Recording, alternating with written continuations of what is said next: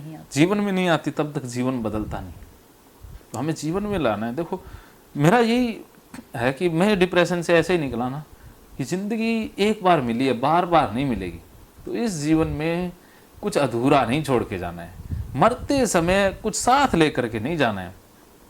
पूरा ऐसे जाना है कि वाह मैंने जीवन जिया तो बेहतरीन, अगला जन्म दे ना दे मैंने तो इसी जन्म में सारे जन्म पूरे कर लिए। तो आखिर में मौत को कहें कि अभी भी मैंने तो अभी भी इच्छाएं सारी लगभग पूरी कर ली, या जो पूरी होने लायक नहीं है उसको छोड़ दिया। तो अभी भी मौत आ जाए तो ये ना हो कि अरे रे ये रह गया वो रह गया, पूरा हो गया ले चल चाहे। बस आज अंतिम दिन है तो आज कुछ भी अधूरा नहीं छोड़ेंगे, पूरा जीवन जी लिया। वो कल का कोई भरोसा थोड़ी ना है कि कल हो जाएगा, कोई भरोसा नहीं है। आज बस सब कुछ जी लिया। मृत्यु आ जाए तो कहे कि आ जा तू, मैं तैयार ही बैठा हूं। अगर कल हो जाता है तो बल्ले बल्ले एक दिन और मिल गया, एक दिन और एंजॉय कर लेते हैं। परसों हो गया, परसों भी एंजॉय कर लेंगे। दिन आते जाएंगे तो अपन एंजॉय करते जाएंगे, ना आए तो फिर क्या है, अपन ने तो वैसे ही जी लिया। अब तो बोनस है ना। बिल्कुल सर। तो बताइए, कोई डर, कोई चिंता, कोई भय है? अभी तो कुछ फील नहीं हो रहा है ऐसा। इतनी जल्दी ठीक हो गए? नहीं सर, थोड़ा क्या पता सर ये ठीक है नहीं, हाँ, पर कुछ माइंड रुक गया है। हाँ भी कुछ अब ठहर गया, सब कुछ ठहर सा गया है। अर्जुन का दिमाग ठहर गया तो समझो गीता अब अंदर उतरेगी। अब ठहरने के बाद ही चीजें दोबारा शुरू होती हैं। वो जो पुराना खराब मन है वो ठहरना ही जरूरी है, वो ठहरेगा। और गीता जब आपके अंदर जाएगी फिर मन चलेगा, वो असली चलना होगा। अब जो मन चलेगा ना वो असली चलना होगा। ये खराब को तो ठहरना ही ठीक है, खराब को तो बंद होना ही ठीक था। तो अर्जुन विषाद योग, विषाद का मतलब है डिप्रेशन। तो डिप्रेशन होना बुरी बात नहीं है, यहीं से शुरुआत करेंगे। तो डिप्रेशन है तभी हमें गीता मिल रही है। अगर आपको डिप्रेशन नहीं होता तो आप कभी गीता नहीं पढ़ पाते।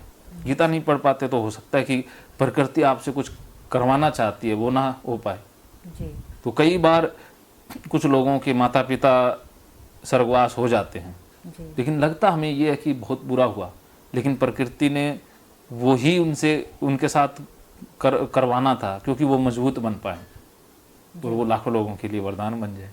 तो प्रकृति इम्तिहान लेती है, हमें मजबूत बनाने के लिए हमें मुसीबतें देती है। जी। क्या हमें वो समझ में नहीं आती, पर जो करवा रहा है उसको तो पता ही है। हाँ, तो इसीलिए हमें मजबूत होके निकलना है। तो एक समय में प्रकृति हमारा इम्तिहान ले रही है ना। अब देखो, आपने किसी को नौकरी पर रखना है तो आप ऐसे थोड़ी ना नौकरी पर रख लोगे, उसका पूरा टेस्ट लोगे, इम्तिहान लोगे ना। जी बिल्कुल। फिर उसको काम दोगे, फिर उससे हाँ दिया जाता है। तो प्रकृति हमारे इम्तिहान लेती है ना कि अरे मैंने इसके माध्यम से कुछ नया सृजन करवाना है, कुछ बड़ा करवाना है इससे। तो वो ऐसे थोड़ी ना वो इम्तिहान लेगी। अगर हम इम्तिहान में फेल हो गए तो फिर नहीं मिलेगा हमें। तो मुसीबतें दे दे करके वो हमें टेस्ट कर रही है, चेक कर रही है जी। लेकिन हम उसके इम्तिहान को समझ नहीं पा रहे हैं और फेल हो रहे हैं। फेल हो गए तो देखो प्रकृति कहेगी ना और देखते हैं, नेक्स्ट देखते हैं।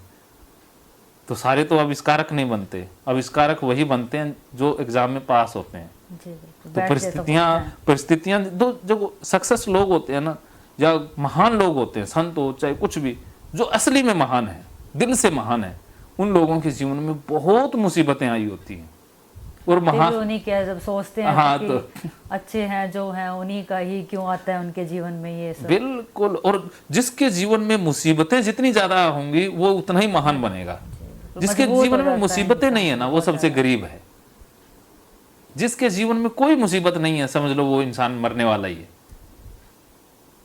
क्योंकि प्रकृति ने उसे छोड़ दिया, अभी ये लायक ही नहीं है ना मुसीबतों के। अब देखो कृष्ण के जीवन में इतनी मुसीबतें आई जितनी किसी को ही नहीं आती, तो कृष्ण देखो महान हो गए ना। राम के जीवन में आई तो राम महान हुए। मीरा आज किस लिए पूजते हैं हम, मीरा भक्त। एक राजा की बेटी सड़कों पे घूम रही है, लोग पत्थर मार रहे हैं, गालियां दे रहे हैं। क्या आपके और मेरे साथ ऐसा होता है? हमें तो कोई पड़ोसी गाली दे दे तो लठ उठा के चल पड़ते हैं। बता, उनको तो पूरा समाज घर से निकाल दिया। तो ऐसे लोगों का प्रकृति ने इम्तिहान लिया, फिर वो पास हुए तो प्रकृति ने उनको महान बना दिया। बिल्कुल। लेकिन हम तो छोटी सी मुसीबत से घबरा गए। जी। इससे और बड़ी मुसीबत को बुलाओ कि मैं तैयार हूं, तू और इससे बड़ी मुसीबत दे दे, चाहे कुछ भी हो सकता है। जी। क्या समझे? समझ गए सर। वैसे सर ये भी है, जितनी मुसीबतों को झेल के निकल देंगे उतना ही मजबूत होते जाएंगे, ये तो है। हाँ। और महान जितना लोगों फिर के ये- जीवन में मुसीबतें भी बड़ी होती हैं, जी, बड़े लोगों के जीवन में मुसीबतें बड़ी आती बड़ी हैं, आती है। छोटे इंसानों के जीवन में मुसीबतें छोटी रह जाती हैं। तो अगर आपके जीवन में प्रॉब्लम बड़ी है तो समझ लीजिए आप इंसान बहुत बड़े हैं। जी। क्या समझे? बड़े इंसान के जीवन में बड़ी प्रॉब्लम आएगी हाँ, और छोटे इंसान के जीवन में छोटी प्रॉब्लम हाँ। आएगी। जो इंसान ही नहीं है, प्रकृति ने कह दिया बस ये तो पशु है, तो उसके जीवन में मुसीबतें नहीं बचेगा। इतना वो काबिल ही नहीं होता कि हाँ, उनको झेल clear पाए करके ना। आगे निकल पाएगा। हाँ, तो प्रकृति भी समझदार है ना। वो देती उसी को है जो जेल के आगे हाँ। निकल सकता है। तो प्रकृति ने आपको चुना है कि आप बड़े हो, लेकिन आप किसी कारण से मुसीबतों को नहीं झेल पा रहे थे या कमजोर पड़ रहे थे, तो प्रकृति ने भेज दिया ना एक इंसान को। कोई ना कोई रास्ता तो उसने हाँ, अपना तो निकाल प्रकृति दिया। किसी न किसी इंसान से मिलवा देती है कि वो इंसान उसकी मदद करेगा। जी। वो उसकी प्रॉब्लम को सॉल्व नहीं करेगा, लेकिन उसके अंदर वो समर्था जगा देगा। जो असली प्रॉब्लम तो वो खुद ही गुस्सा होता है, सॉल्व वो करेगा। उसके सामने ला देता है हाँ, तो उसके अंदर से वो जागरूक करवाएगा कि ऐसे रास्ता दिखाने वाला तो भेजता है ना। बिल्कुल। कोई आपको मंजिल पे नहीं छोड़ देगा, आपको मंजिल का रास्ता बता देगा। जैसे वही भटके कहते हुए हैं हैं। सर, जब भगवान कुछ मतलब उस टाइप का, वो खुद तो प्रकट हो नहीं सकता आपके सामने, तो वो कोई ना कोई जरिया तो आपको हाँ। भेजेगा उसका। बस, तो उस जरिए के ऊपर हमने पूरा समर्पण करना है, जी। विश्वास करना है। अगर हमने उसके ऊपर बिलीव नहीं किया, अपना ही अहंकार, अपनी बुद्धि लगाई, तो फिर भगवान भी मदद नहीं कर पाएंगे। नहीं सर, बिल्कुल नहीं। गॉड हेल्प दोज जो भगवान के ऊपर पूरी तरह से समर्पित है। समर्पण होता है। तो इसीलिए एक कहानी मैं अक्सर सुनाया करता हूँ, आपको भी सुनाता हूँ जी। कि एक बार ना एक इंसान था, जी। वो भगवान को बहुत दोष दिया करता था, वो बहुत गालियाँ निकालता था। उसका नित्य काम यही था, रोटी नहीं मिली तो भगवान दोषी, सारी चीज़ों के लिए वो भगवान को दोषी ठहराता। तो एक दिन भगवान प्रकट हो गए और कहते कि बंदे, तू मुझसे बहुत जलता है, बहुत गालियाँ निकालता है, बता तेरी क्या प्रॉब्लम है। तो वो आदमी कहता, अरे भगवान, तू ना सबकी मदद करता है, मेरी करता ही नहीं है। हमें भी यही लगता है कि भगवान बाकियों की मदद कर रहा है, हमारी कोई मदद ही नहीं करता है, इसलिए हमने भगवान पर विश्वास ही छोड़ दिया है। हम, ऐसा नहीं है कि हम विश्वासशील तो थे, लेकिन हमें लगता है कि भगवान हमारी मदद तो करने वाला नहीं है, तो हम नास्तिक वाली प्रवृत्ति में आ जाते हैं। जी। लेकिन वो असली नहीं है, वो एक वो अलग ही चीज़ है। तो असली है कि जर्रे जर्रे में भगवान है, जर्रे कतरे कतरे में भगवान है। भगवान मूर्ति में नहीं है। जी, बिल्कुल। भगवान तो एक एहसास है, एक महसूस करने लायक एक अवस्था है। ठीक है, तो वो इंसान भी ऐसा ही करता था कि भगवान तुम सबकी मदद करते हो, मेरी तो बिल्कुल भी नहीं करते हो। तो भगवान कहता, देख बंदे, मदद तो मैं तेरी करता हूँ, लेकिन तुझे मेरी मदद की समझ नहीं है, परख ही नहीं है। पहचान ही नहीं। हाँ, कि मैं कहाँ कहाँ तेरी मदद कर रहा हूँ, तू पहचान ही नहीं पाता है। तो वो आदमी कहता, ना तुम तो करते ही नहीं हो, झूठ बोल रहे हो। तो भगवान कहता, अरे मैं मदद करता हूँ, सब कुछ मैं ही तो कर रहा हूँ। तो वो आदमी कहता, ना, और वो रोने लग गया कि तुम मदद तो करते नहीं हो। तो भगवान को दया आ गई।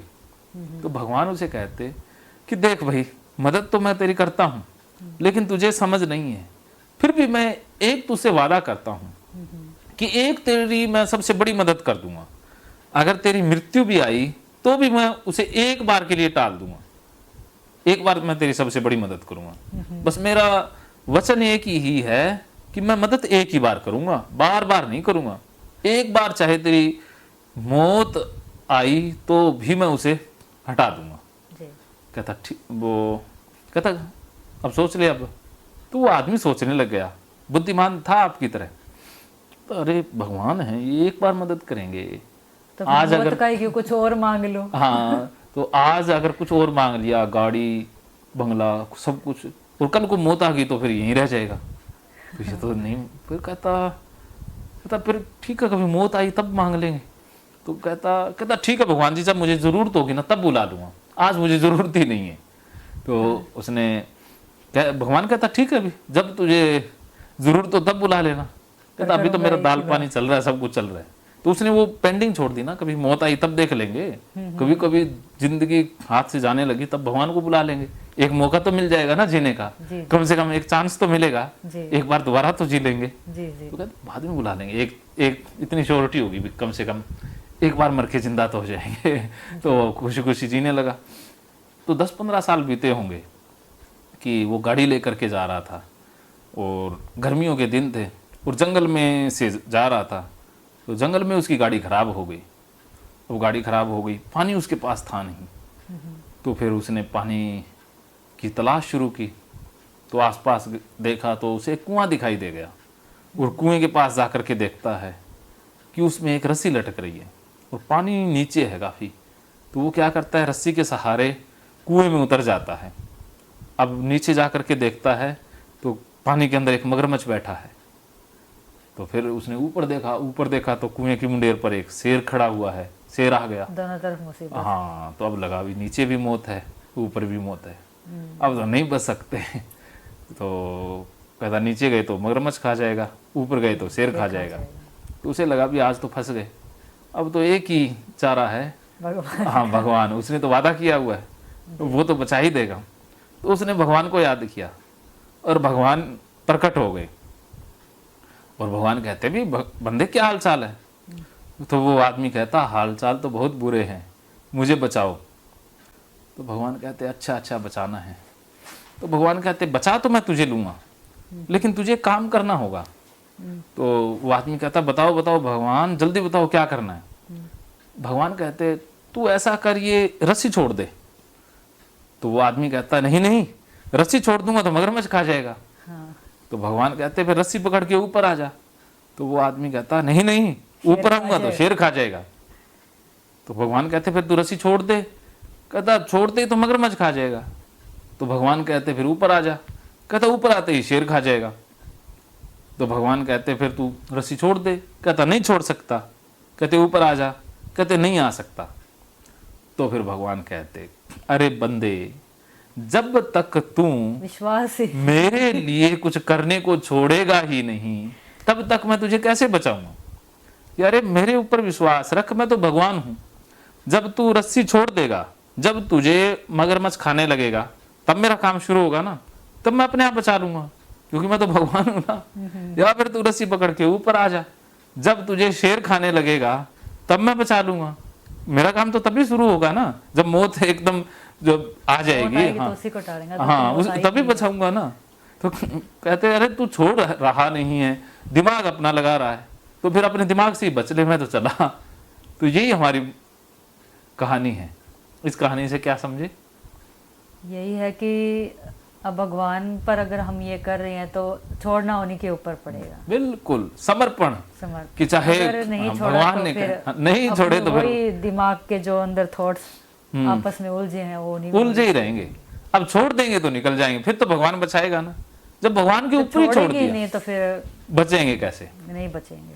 जैसे आप हवाई जहाज से आए हो ना, जी जी, तो अब आपने ड्राइवर से पूछा कि भाई तू पहुंचा देगा या नहीं पहुंचा देगा, उसके ऊपर 100% समर्पण कर दिया ना, चढ़ते हैं। हाँ पूरा विश्वास था ना भी वो पहुंचा देगा। जी बिल्कुल। अगर विश्वास नहीं होता तो कुछ लोगों को नहीं होता, पता नहीं ये रास्ते में हवा में ही कोई गड़बड़ करा दे तो हम छोड़ते भी हैं। विश्वास के ऊपर ही सब हाँ, तो आपने अब मेरे ऊपर छोड़ देना है, कृष्ण के ऊपर, मेरे ऊपर भी नहीं, कृष्ण के ऊपर पूरा, गीता के ऊपर पूरा छोड़ देना है कि अब जो गीता करेगी वही होगा। अब मैं अपना दिमाग नहीं लगाऊंगी, बस कृष्ण के हाथ में छोड़ दिया तो कृष्ण बचा लेंगे। अगर नहीं छोड़ा तो फिर अपना दिमाग लगाया तो फंस जाएंगे, जैसे वो आदमी फंस गया था। भगवान भी नहीं बचा पा रहे थे क्योंकि वो अपना दिमाग लगा नहीं रहा था वो उनके ऊपर। तो ऐसे ही हम बहुत गलतियां करते हैं कि भगवान के ऊपर पूरा छोड़ते ही नहीं है, मन से नहीं छोड़ते। हाँ मन से नहीं छोड़ते, शरीर से तो कह देते हैं कि कह देते हैं छोड़ हाँ छूटता नहीं, अंदर से छोड़ना, हाँ मन से छोड़ना अलग है। मन से छूट जाए फिर तो कोई समस्या ही नहीं, सारी समस्या ही मन की, हाँ समस्या ही मन की है। तो कृष्ण बाहर से गीता, देखने में तो सब ठीक ही है। हाँ हाँ हाँ हाँ, नहीं आप छोड़ सकते हो, आपके अंदर वो समर्था है। आपने मुझे लगता है कि काफी हद तक तो छोड़ दिया, अब सरेंडर कर दिया, समर्पण कर दिया। जी सर, कोशिश तो अपनी पूरी यही कर रहे हैं। बस छोड़ दिया तो छोड़ दिया, अब बस जो देखी जाएगी। चाहे जीवन मिलेगा तो जी लेंगे, मृत्यु मिलेगी बात तो मर तो दो ही होनी है। हाँ, तो जो होगा सो देखा जाएगा, चाहे जीवन मिले मृत्यु मिले। छोड़ दिया तो छोड़ दिया, अब किंतु परंतु नहीं, जी, तो इलाज हो जाएगा। कैसा लग रहा है अभी? अच्छा लग रहा है सर। हमेशा आती थी कि एक दिन आएगा ऐसा जिस दिन सारा कुछ मिक्स हो जाएगा हाँ और कुछ भी नहीं रहेगा और मैं एक नॉर्मल इंसान हो जाऊंगी, पर ये मुझे पता नहीं वो दिन आएगा कब सर। ये फीलिंग मेरे अंदर हमेशा रहती है। बिल्कुल, वो कहते हैं ना, उम्मीद बाकी है, उम्मीद अभी बस बाकी उस उम्मीद के पीछे बारी बारी यहाँ भाग भाग के आ रही हूँ कि मेरे को कोई इलाज बात नहीं। करवाना है, अपना बस- इलाज करवाना है। वो भी भगवान के ऊपर छोड़ दो। भगवान ने पता नहीं कहाँ वो उम्मीद पूरी करने लिखी है, अब अपने हाथ में। मैं यही सोचती हूँ कि शायद अभी भी ईश्वर यही चाह रहा है कि एक ना एक दिन तो वो कटना ही है, हाँ, कटना ही कटना है, डाटा तो कटना ही कटना कटना है। ही कटना है। अब ईश्वर चाहता यही है कि आप ठीक हो जाओ। तभी वो बारी बारी मेरे को मोड़ रहे हैं, नहीं तो मैं वहां से चढ़ भी ना पाती। बिल्कुल, देखो मैंने डिप्रेशन वाले पेशेंट देखे हैं, आपका डिप्रेशन का लेवल है ना वो सिर्फ और सिर्फ बहुत ही सीवियर तो है ही है, लेकिन सीवियर भी ऐसा है कि वो कुछ ही दिनों में ठीक हो सकता है, वरना डिप्रेशन से बाहर आने में लोगों को काफ़ी समय लगता है। लेकिन Symptoms के आपका हिसाब जो से भी अलग-अलग हाँ, लगता है। लेकिन आपका जो लेवल है ना वो ऐसा है कि वो कुछ ही दिनों में एकदम जीरो हो सकता है, ऐसा डिप्रेशन आपका। क्योंकि ये आपके अंदर जो डाटा है ना, वो कटने की, जो डाटा इतना भरा हुआ है वो कटने की स्पीड ज़्यादा है, या आप बहुत फास्ट स्पीड से काट लेते हो। हाँ, बाकी लोग डाटा को काट नहीं पाते। आपके अंदर वो ना एक रेजिडिटी नहीं है कि एक्सेप्ट बहुत जल्दी कर लेती हो। हाँ, एक्सेप्ट तो करती हाँ, तो एक्सेप्टेंस और एक जो कहा ना ट्रस्ट में कर लेती हूँ, ये अच्छी चीज़ है। यही चीज़ आपको डिप्रेशन से ट्रस्ट तो मैं, मेरी मम्मी हमेशा कहती है जो तू ये बारी बारी करते ना ये तेरे को चोट देती है, जो तू हर किसी पे भरोसा करके। और वो है ना, हमने किस पर कितना भरोसा करना वो हमें समझना है।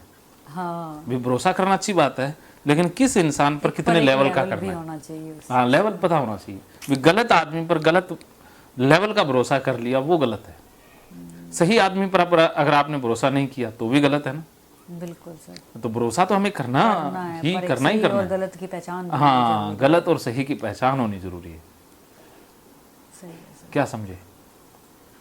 भरोसा तो करना है, बट ये कि सही और गलत को पहचान कर ही करना है। ये नहीं कि गलत है तो उस पर भी कर लिया, जैसे मैं कर रही हूँ और मैं आज उस चीज़ को भुगत भी रही हूँ। हाँ, कोई बात नहीं, गलतियां करके ही तो इंसान सीखता है ना। बिल्कुल सर, तो आप परफेक्ट तो कोई नहीं। हाँ, कोई नहीं है, वो परफेक्ट बनना भी नहीं है, इंसान है। वो कहते हैं ना, गलती करने की आदत है, जो धोखा कहता है खाने की मैं आदत सही, नहीं मैं है। सही, मैं सही, तो फिर हाँ ना, मैं सही जो है ना वो समझ लो, ये मैं ही तो खराब करती हाँ मैं ही तो खराब है, और वो मरने वाला भी है। हाँ। क्योंकि मैं को कुदरत बर्दाश्त नहीं करती। बिल्कुल ही नहीं। हाँ, तो कुदरत ही मिटा देती है। जिसके अंदर मैं आई तो कुदरत उसे सजा दे देगी। कुदरत को मैं पसंद ही नहीं है। मैं वही कहती सर, गलती होती है एक्सेप्ट कर ले तो उसमें क्या होता है, पता नहीं उसके पीछे कितना कुछ रिश्ते बच जाते हैं और जिससे रिलेटेड होता है, पता नहीं क्या क्या चीजें बचती है, पर वो लोग समझते ही नहीं है। हाँ, समझते नहीं, उनको वो तभी कुदरत तो सजा ये दे सारे- देगी। उनको सजा कुदरत ने देनी है, आपा सजा देने के लिए नहीं बने। अगर खुद को गलत है तो मान भी लिया तो कौन सा पहाड़ टूट जाए। उल्टा सामने वाले के दिल में एक रिस्पेक्ट ही आती है, भी ठीक है इसने अपनी गलती फील कर ली तो वो और ज्यादा करता है उसका। मुझे तो यही लगता रिया जी, लोग इतने कमजोर होते हैं कि वो अपनी गलती नहीं मान सकते। भी गलती स्वीकार करने के लिए ताकत चाहिए। भी अपनी गलती को स्वीकार करना ताकतवर लोगों की निशानी है, ना कि कमजोर लोगों की। कमजोर लोग कभी अपनी गलती नहीं मान सकते।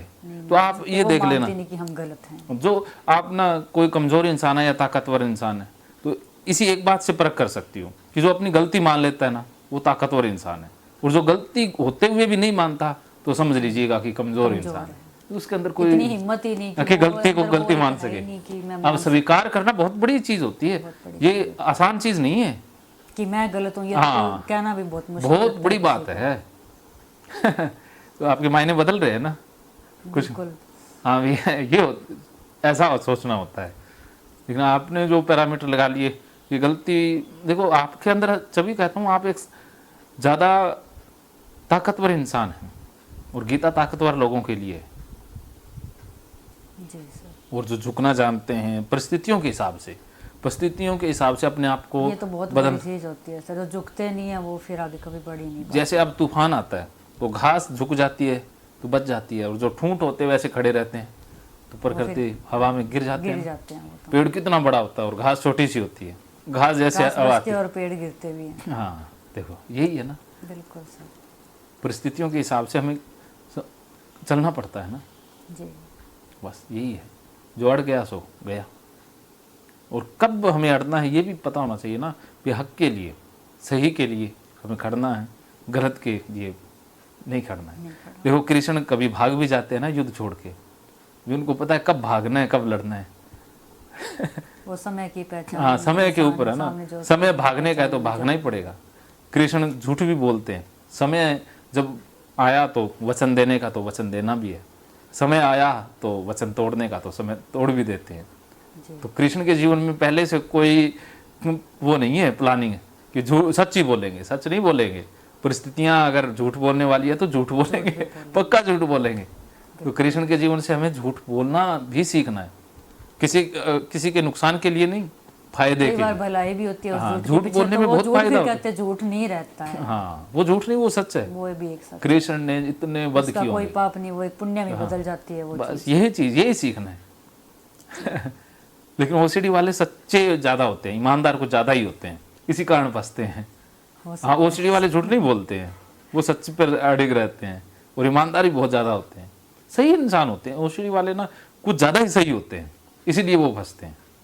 फंसते इसीलिए हैं, हाँ सही कुछ ज्यादा सही हो तो अपन ने थोड़ा सा ना कृष्ण की कुछ तरफ ज्यादा आना ही सोचते हैं, डीप में जाते हैं, तभी वो इस तरह का उनके जैसे अंदर केयरिंग नेचर होना अच्छी बात है, लेकिन बहुत ज्यादा केयरिंग होना, अपना ख्याल ना रखना, वो भी खराब बात है ना।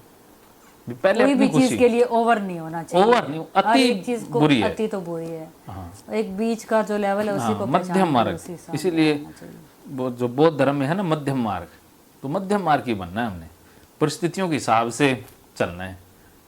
जी जी मिल गया एक और सूत्र, बिल्कुल। अभी तो दिमाग से मिला है ना, अभी एक्टिविटी भी करेंगे। तो आज की एक्टिविटी आप प्लान करेंगे थोड़ी देर में। ठीक है। हाँ तो एक्टिविटी करते ही आप ठीक हो जाओगे। तो अभी आप गीता आप ओपन कर लीजिए, बातें तो चलती रहेंगी जी जी। तो गीता अपनी कुछ साल तक चल जाएगी, इतना आपके पास समय है नहीं। हाँ जी सर।